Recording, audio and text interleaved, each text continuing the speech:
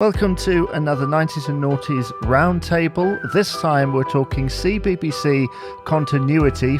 I'm joined by Robin and Tim. Does the continuity of CBBC start back in 1985? The broom cupboard became iconic. It became a bit of a brand itself. And I've never thought of it that way, from some really amazing sort of both CGI and stop motion animations. I liked those yellow and black idents. The graphics then and the idents were a bit more brash. After watching the breakfast show, it just became sort of natural for me to just watch CBBC. But they'd also branched off into summer strands like Butt's First Fist. The whole morning would be given to children's BBC. And SMTV Live was the talk of the playground. Live and Kicking was in the decline. I think CBBC lost a lot of confidence as a whole. It's just one of those things. I never was really into Dick and Dahmer. They could be a bit more older. They could be a bit more sort of tongue-in-cheek and Mighty Truck of Stuff, which I'm probably one of a few people who might remember it, and I don't know. Nobody cared if it went wrong. For me, a Saturday morning show has to have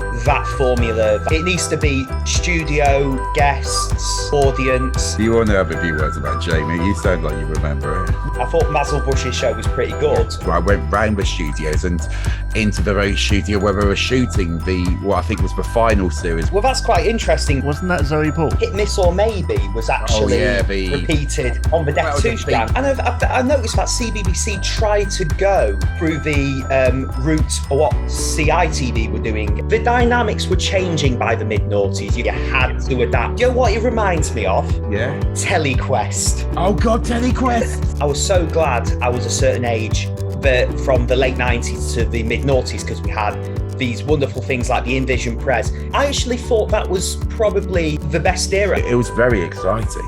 And I think that was always the winning formula. Have a bit of fun. That sounds like one of the greatest shows ever.